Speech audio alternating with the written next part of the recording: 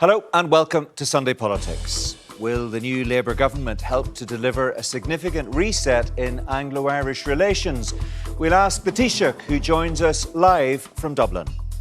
That's just one half of the equation, of course. We'll also hear the latest live from London on what Keir Starmer's new administration's been up to in Westminster. And with me to offer his insight, a man with plenty of experience of Belfast, London and Dublin politics, BBC NI's former political editor, Mark Davenport.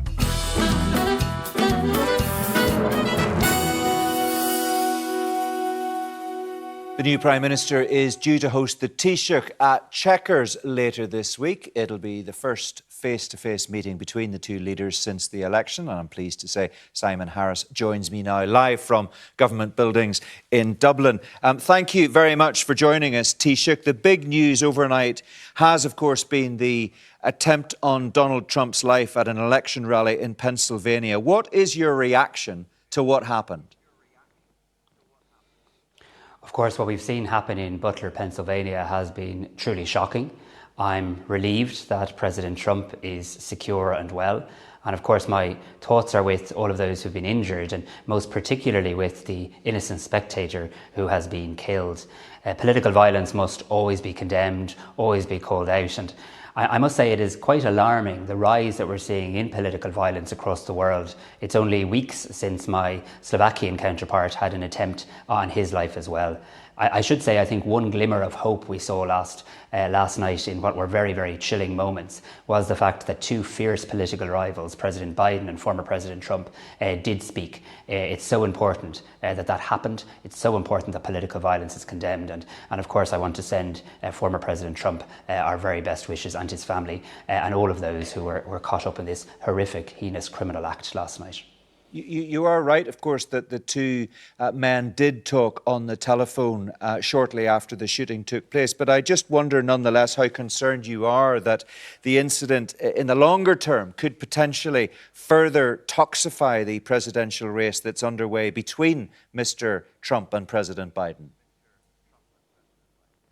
Well, look, I think obviously what happened last night is a horrific criminal incident, and nothing I say further takes away from that reality. But I do think the situation around political toxicity is something that absolutely needs real leadership now. Real leadership in the United States, real leadership in Europe, real leadership here on this island as well.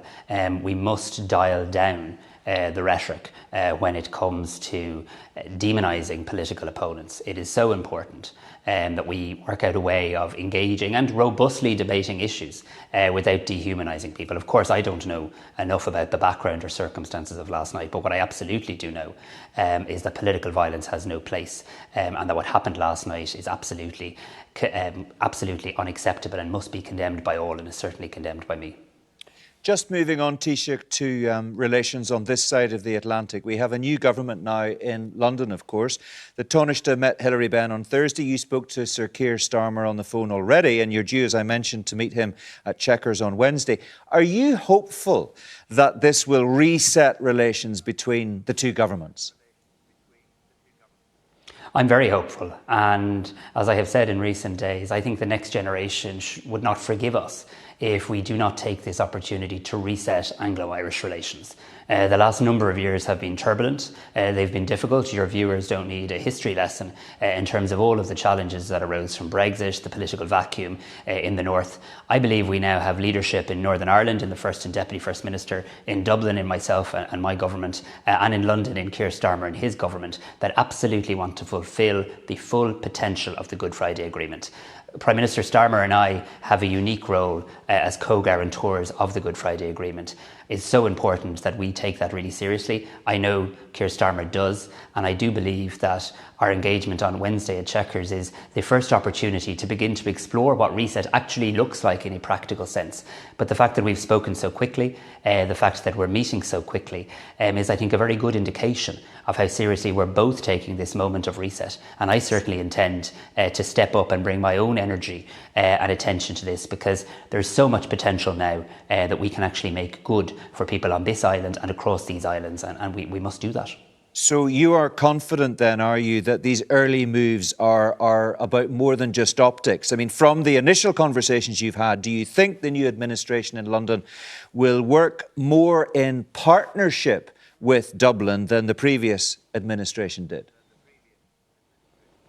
Well, look, I can only ever view somebody based on what they say and what they do. And certainly what Keir Starmer, what Hilary Benn, and indeed what their party manifesto said is very encouraging, because it talks the language of partnership. It talks the language of being a co-guarantor of the peace process. That is where we need to get back to. We have now an opportunity with an executive in place and with two willing governments in Ireland and in the UK to try and now make progress on a number of issues. We have a peace process that is one of the most successful in the world. It has fulfilled so much potential, but not all of its potential. There have been too many stops and starts to institutions and to structures. And indeed, Brexit certainly didn't help. So I judge Keir Starmer based on what he has said to me, based on what he said to the British people when he contested the election, that he wants a partnership approach and that he wants to really recognise his role and mine and our governments as co-guarantors of the Good Friday Agreement. That's the framework, I think, for all of our conversations. And if we can get that right in these early days, so much good can flow from that.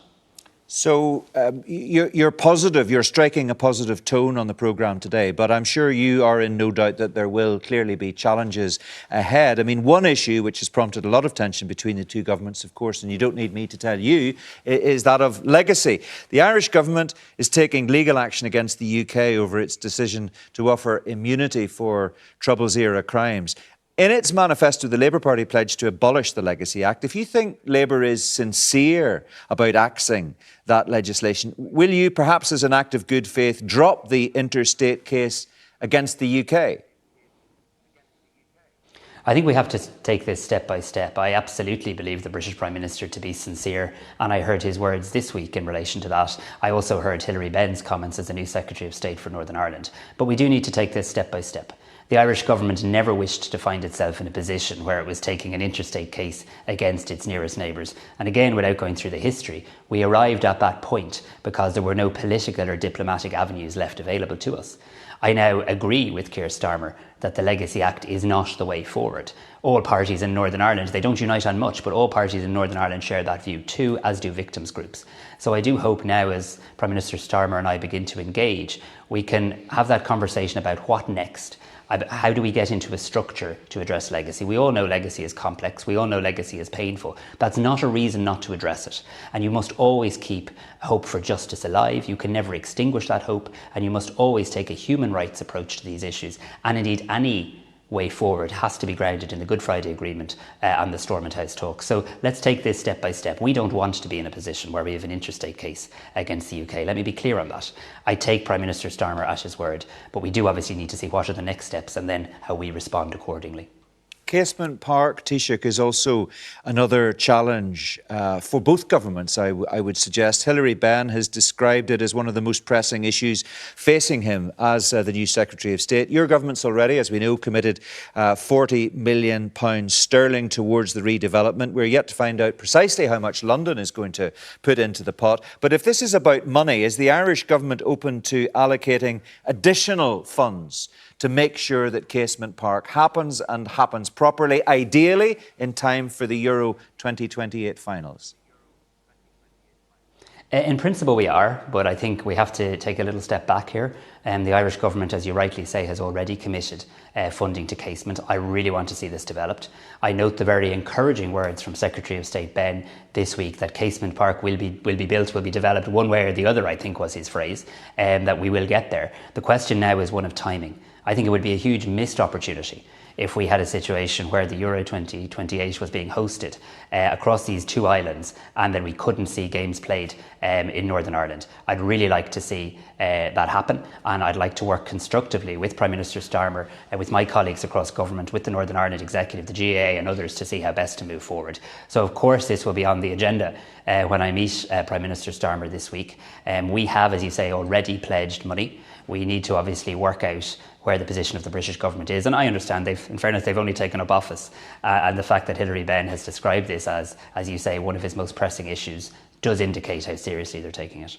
Yeah, I mean, if the cost is, as has been speculated, in and around £300 million now, there is a deficit in the range of £180 million. Just to be clear, you intend to raise this, and are you going to try to persuade the Prime Minister that London needs to put in a significant tranche of money, and that if necessary you will top up your 40 million to make sure, ideally, this is built to include the Euro 2028? I don't think there's any doubt it's going to happen. Casement Park will happen. The question is how, on what scale it's going to happen, and within what time scale.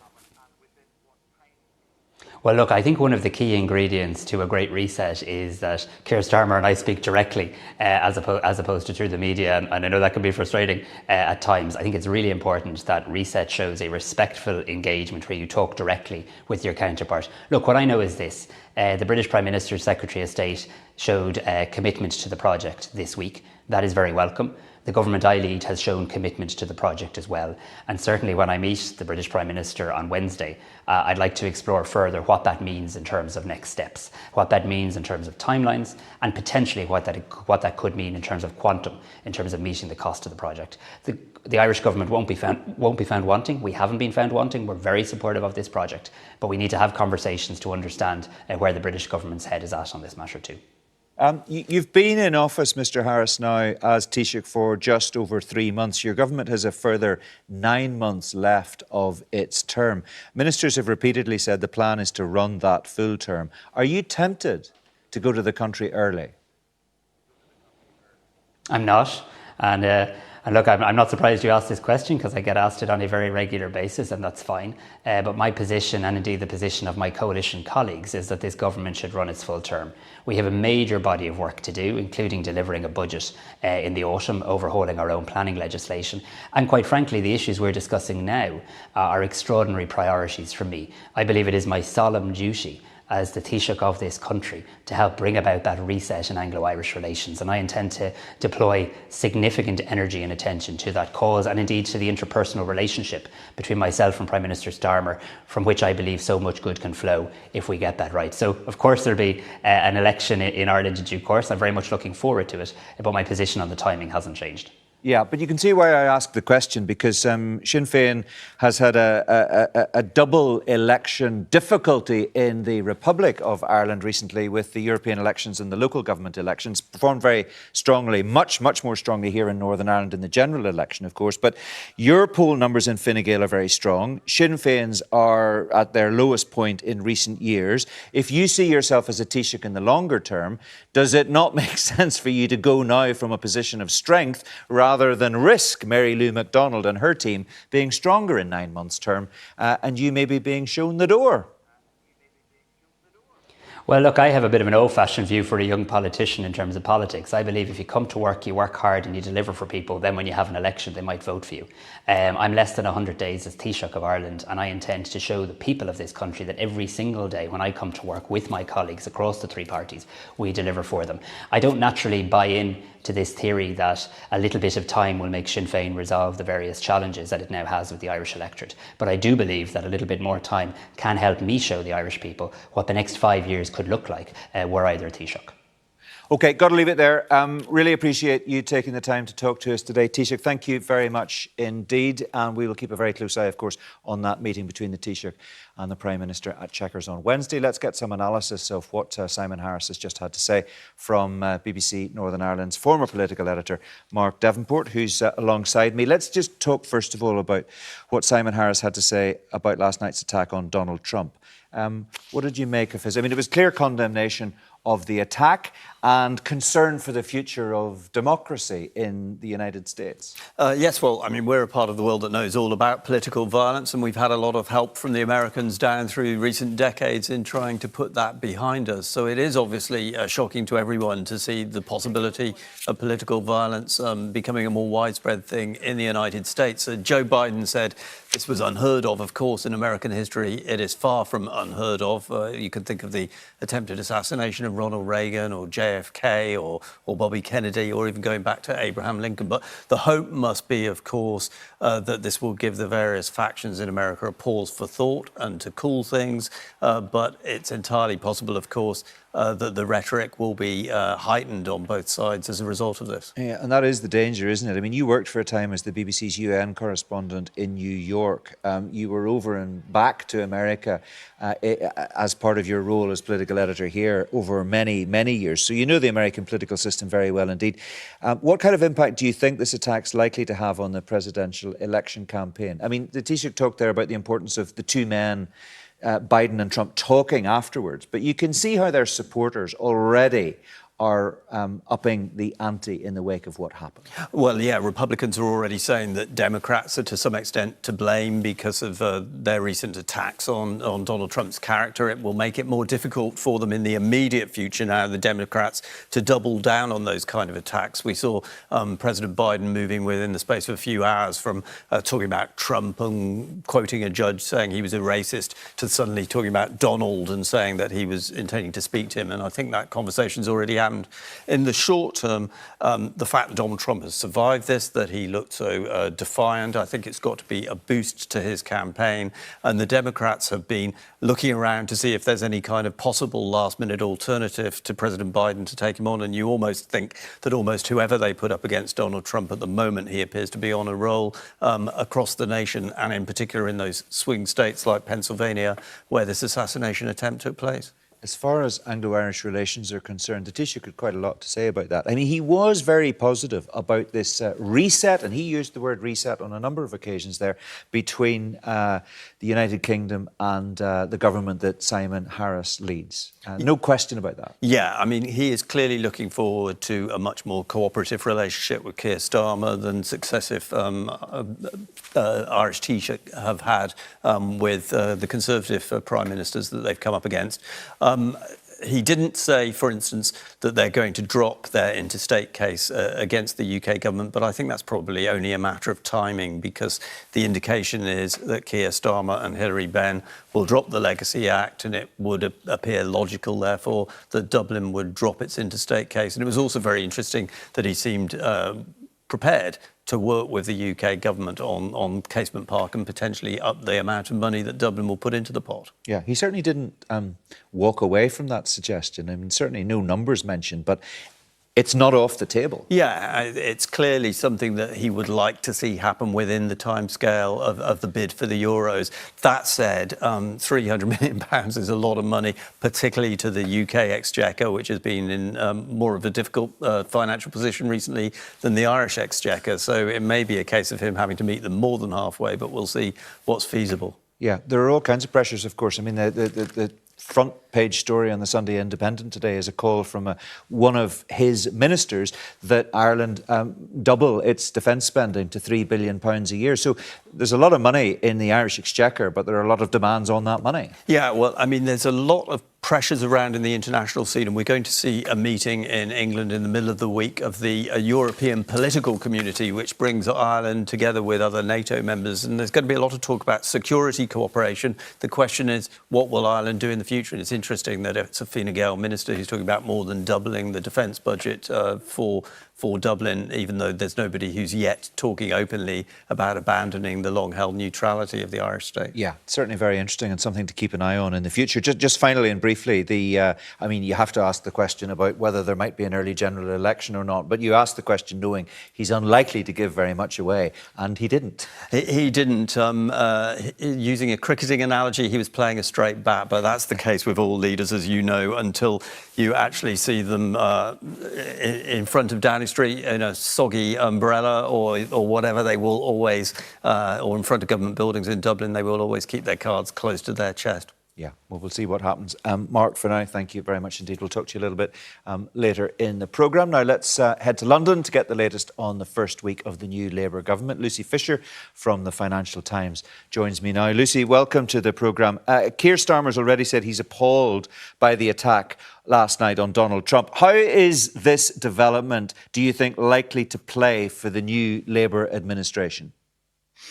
Well, look, as you say, Keir Starmer has sent his best wishes to Donald Trump and his family. I think, as striking to my mind, it was best wishes and not prayers. Keir Starmer, the first Prime Minister in almost 100 years this week to be sworn into the Commons on a secular rather than religious vow, also said, he's thinking of all those, involved in this attack or impacted by it at the Pennsylvania rally, and that political violence is never acceptable.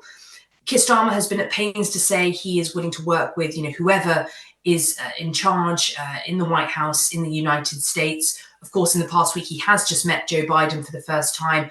I was part of the press delegation accompanying him to Washington, but it really felt at this NATO summit like it was eclipsed in some way by the domestic drama in the US about Biden's future. And that, of course, was before the shocking scenes last night from that rally and the gunshots fired in the direction of Donald Trump.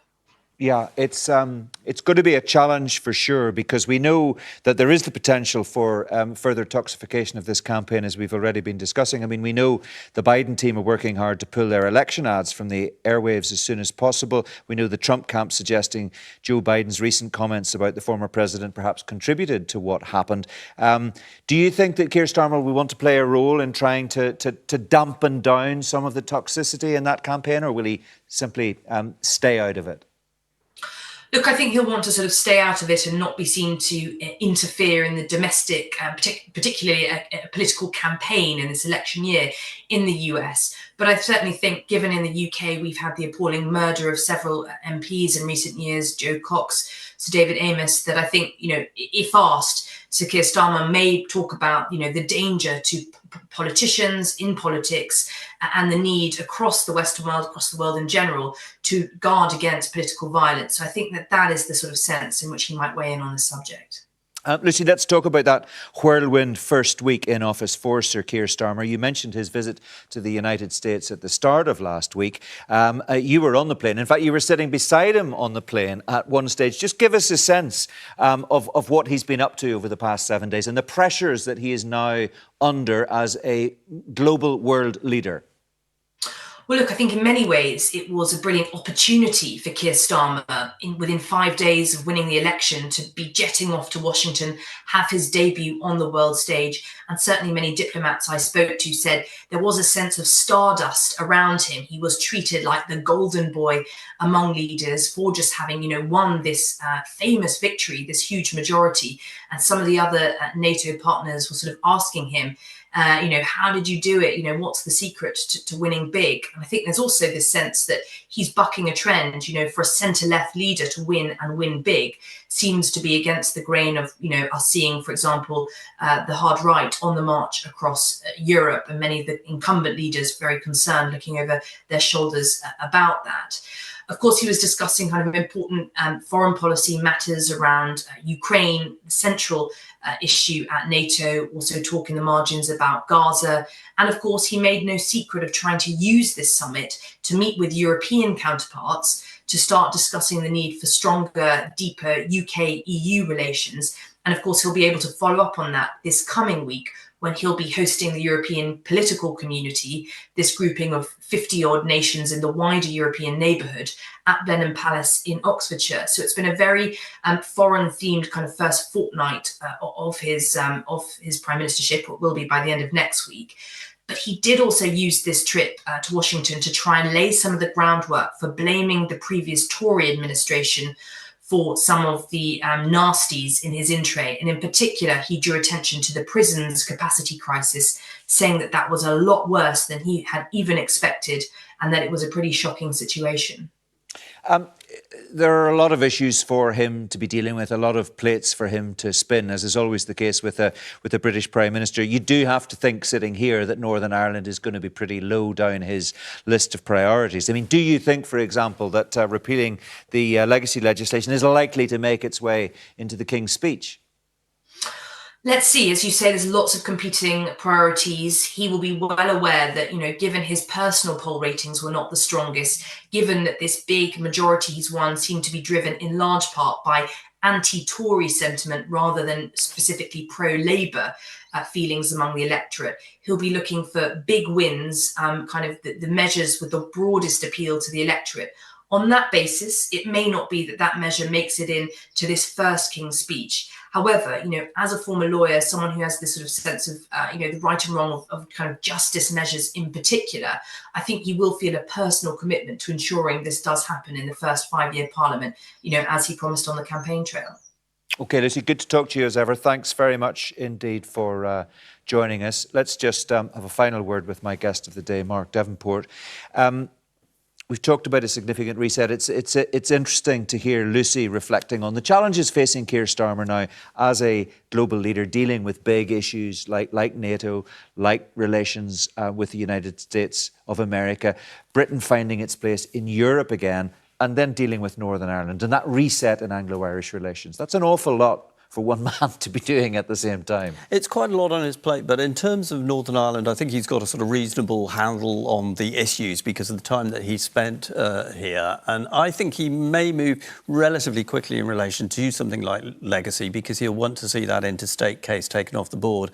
And what he'll want to do is to invigorate the relationship, the bilateral relationship between London and Dublin in order to use the Irish government as a sort of friendly voice within the European Union because he's effectively looking to try to get closer to the EU through things like a new veterinary agreement. And that might then also have implications for the overall trading relationship between the UK and the EU, which, if it's improved, could be an engine for the economic growth, which Rachel Reeves, the new Chancellor, talks about as so desperately needing in order to get some finances into the UK coffers. So I think this relationship is not something that's kind of peripheral. It's something which Labour can see as being useful in terms of its overall relationship with Europe. Do you buy into this narrative that because he spent time here a number of years ago working for the policing board, he really gets Northern Ireland? Because it was quite a time ago and there has been a lot of water under the bridge since then. Do you think sometimes that's maybe a little overplayed?